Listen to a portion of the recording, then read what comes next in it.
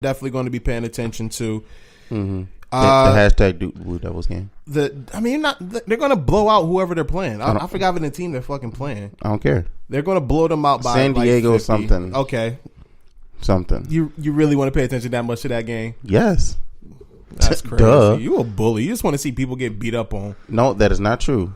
I want to see my team do well. Another game that I'm going to be paying attention to is Oregon, Wisconsin. And this right here, this is that 5-12 matchup. And Wisconsin right now are favored by 2 points. They're a -2. Oregon is another one of those teams I feel like that can make a very good run. They lost Bowl earlier in the season. That big black dude, right? Yeah, and he's a beast too. Bo's nice. Yeah. They lost him earlier in the season. They kind of went on like a little losing streak, I like to say. And then the coach figured it out, put the players in a better position. They started playing crazy defense, and then now Oregon is one of those teams that they can definitely make a deep run. Sweet 16, definitely not out of the question. Elite 8, I would not be surprised if they was to make it to that round as well. But Oregon, that's another team to look out for. They got a 32% chance of winning according to the matchup predictor on ESPN. But if I was picking this game, and which I did, I got Oregon winning this one, guys. I think Oregon's going to handle them pretty easily, honestly. I don't know about Wisconsin. I'm okay with that. I feel like Wisconsin, like I honestly, I didn't watch Wisconsin play basketball, but I feel like they got a bunch of white dudes on their team, and I don't trust teams with a bunch of white dudes playing. I'm sorry. I know it sounds fucked up. So my bias just saying. Talk was bad. This motherfucker racist.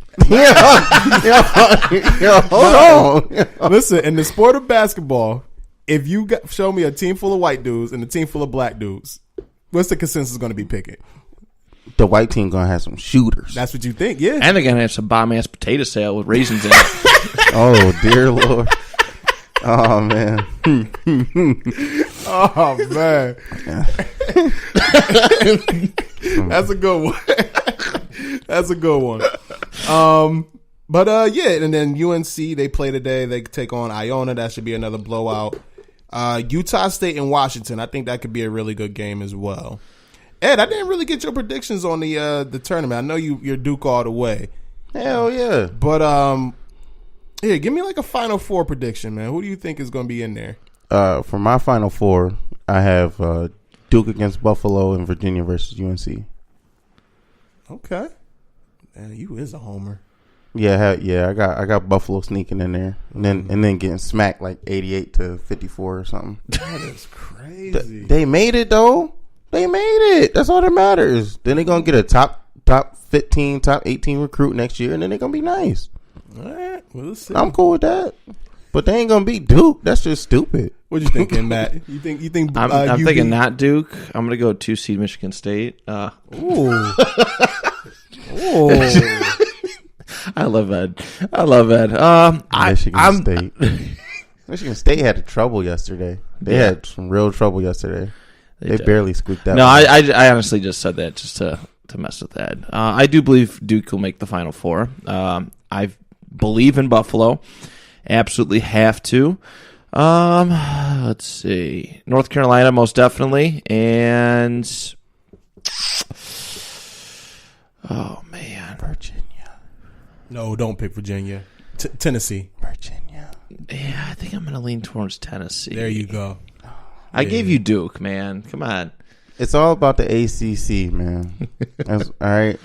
That conference is just too stacked. A couple of them lost yesterday, but the powerhouses ain't gonna lose. North Carolina, Virginia, Duke, they're not gonna lose. It is what it is. None of them are gonna lose until they meet Duke. Like, it is what it is. Virginia was a 1 seed that got knocked out by a 16 seed last year, the first ever to do so. So I'm not trusting Virginia. I know it's a different team, but nope. After that happens to that program, they got PTSD. No. I'm not saying it's going to happen today, but I don't see Virginia making it far. That's just my personal opinion. That's fair. Okay, I'm okay with that. I don't care as long as Duke win it. I really don't care. Duke's not winning it. ACC team. You know why Duke ain't gonna win it? Why? Your boy RJ Barrett. Why is y'all? All of y'all hating on Steve Nash godson, and shame on y'all. He is the truth. Okay, RJ Barrett is gonna cost y'all a game. It's not gonna happen. Now the reason why Duke RJ might propel us to a win. The reason why Duke is a heavy favorite, in my opinion, is because, obviously Zion. And Zion is head and above shoulders the best player in this tournament, the best player in college. And he can literally take over games both offensively and defensively. Mm-hmm. So that right there. But I feel like RJ is one of those players that could just offset that and just shoot ourselves in the foot. Nah, man. Y'all, see, you ain't never watched a Duke game this year. No, I have. And you ain't watched a good Duke game this year. I watched y'all when they didn't have Zion, and y'all was not that good. Okay. Watch us with Zion then. Yeah. Zion is the difference maker. But right. I can see RJ he nice with him. Yourself out of the game. You gonna see it, man. Trey Jones gonna lock somebody up per usual. Cam Reddish gonna hit something. He gonna have 2 of 13 shooting, and them 2 shots is gonna be critical, game changing threes. Man, don't even trip, bro. We straight. All right, we'll see. You gonna see it? Oh no, this one gonna be wipe. This gonna be like 97-14. Yeah, probably. It's gonna be rude. Yo, honestly, that score might not be exaggerated. This one gonna be rude, but after that, I think it's gonna be. I think it's gonna be some good games. That shit is crazy, man. I don't think we have a game that'll potentially rival that Syracuse Connecticut game, but I think we definitely or that Gonzaga and Connecticut game from back in Kemba Walker days, but I think there's a good chance that we do end up with some classic games this year. Yeah. It's a very good possibility. That Auburn and New Mexico State game was really good. I was watching that at work. And, how to watch these tournament games for me, because you can't watch all the games at once unless you have Dish Network, which you can do, by the way. Buy Dish, hit me up. But don't conform to them. Basically, what I do, hey man, I got to make money. But basically, I like to watch one game to start the game obviously, and then I usually just turn to what game is close and in the second half, and then I watch the end of that game. Or unless like the Murray State Marquette matchup, I watched that whole game because I wanted to see how Ja Morant versus Marcus Howard, and that was excellent battle. But Ja Morant's the truth. But that's typically how I like to watch these NCAA games. And then obviously, once it gets later in the night and it's only about 2 or 3 games going, I usually just pick one and go from there. So, but yeah, man, tournament time, baby. It's a good time right now, y'all. So definitely tune in and enjoy it. All right, man. Football, Matt. Football. Yes, this is your expertise, man. Oh boy, expertise. Yes, yes. Don't nod, man. Is that what you brought me in for? Don't doubt yourself, baby. Thanks, brother. Definitely. So, man, we talked about it last week on last week's episode, and the new season is here. The new season kicked off last week. Yeah, last Wednesday, 4 p.m. And heavy moves being made, trades, signings. Wanted to get your opinions on a couple of them.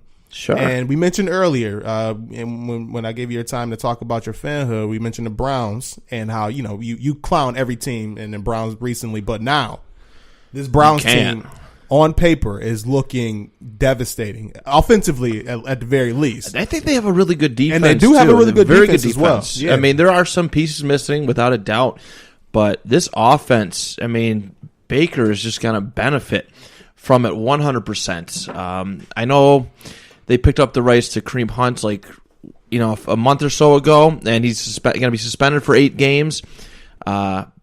But I think they're going to be okay without him. That's how good these guys are. You got Chubb in the backfield. You got Jarvis Landry.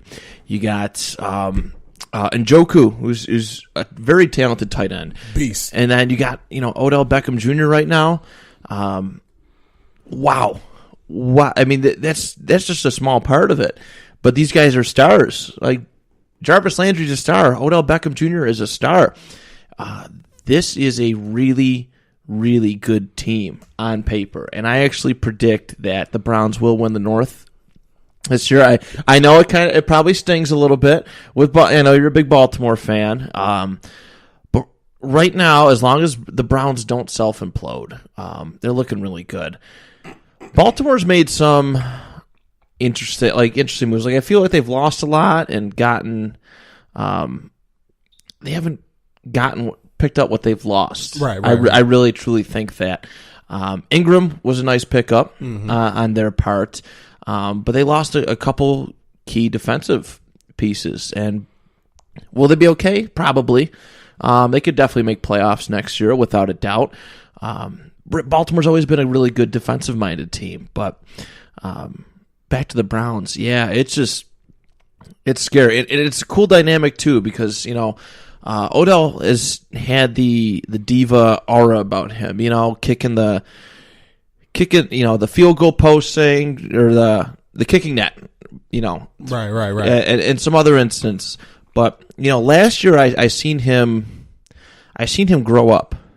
I really did. Like it was a night and day. Like 2018-19 Odell Beckham to 2017-18, like a complete 180. Yeah. As far as maturity goes, and he can be a leader, and he's with one of his best friends, and Jarvis Landry, which is such a cool dynamic. Like. You can't go wrong in that situation. You really can't go wrong. It's so good. So good. How do you feel about you guys getting Justin Houston? I love it. I absolutely love that move. Good deal on the money. And he's been around for what, 7 years now, I think? 7, 8 years. He got drafted in 2012. He's still got it. He's only 30 years old and had 9 sacks last season in 12 games. Yeah. He's still got it. And also, he's going to provide a little seniority on the offense, leadership or the defense leadership, right, which is most important because our Indianapolis' defense is very, very young, very, very young. I got a stud back there in Darius Leonard. Oh my God, he's going to be the next jersey that I get. We should grab it when we go for the Colts Falcons game. We should. No, we should. That would be a fun time. I got to check the exact date for that, but I do want to make that trip. Yeah, great move. I like it because he's never like it for Indianapolis. And some other teams they're starting to get the identity behind culture. Like culture is like the biggest thing right now, right? And no outside influences are going to mess up the team. Justin Houston's he's never really you never hear anything bad about him at all. And it's a good thing to bring in for what Chris Ballard's trying to build, for what Frank Reich wants to build in that locker room. It's going to be a good locker room next year, and they're a really good team as well. Do you feel like that the Indianapolis Colts was missing like that key pass rusher? Because when y'all played, who'd y'all lose to in the playoffs? Kansas City. It didn't seem like y'all was able to get any pressure on Mahomes. And on top of that, it seemed like that they was just like blasting holes in your guys' front seven. Which really surprised me because Indianapolis was really good at that all year. Right. Really good at that all year. And then to go to Kansas City and look, they fell apart, man. It was hard to watch. I was like, okay, they got this. They can do this. They got the talent to do it. But and I don't like to make excuses. Road games are tough, especially 2 in a row. Especially in Kansas City. Kansas Arrowhead is a hard stadium to play at, and I still can't believe that the Patriots went in there and manhandled Kansas City the way that they did. They really did. They dominated the first half, and they marched the ball right. They had no trouble marching up and down the field on Kansas City. Yeah. So, and the weather too. It was freezing cold, and the team. It's a lot of factors went into that. Right. But Kansas City was the better team that day. But New England. Well, I'm talking about what the Indianapolis. Oh, okay. But you're right. But yes. Yeah. But yeah, I think we're slowly putting the pieces together. I like that Ballard isn't just being spend happy. They still have. I'm pretty sure they're still ahead on the cap space as having the most available cap space, which is good.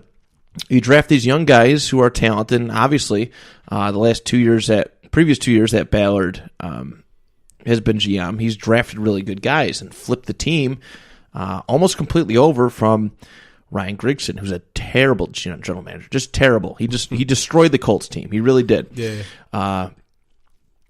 But he flipped the team around. He got really good young guys that are sticking around, and you can get them a little bit more affordable too. They're on rookie contracts, and there's guys trying to rebound like a guy like Eric Ebron. Yeah. They got him. Detroit hated him. the fan base. Right. He didn't looked have like a waste. Huh? He looked He like did. a waste He there. absolutely did. They weren't good at drafting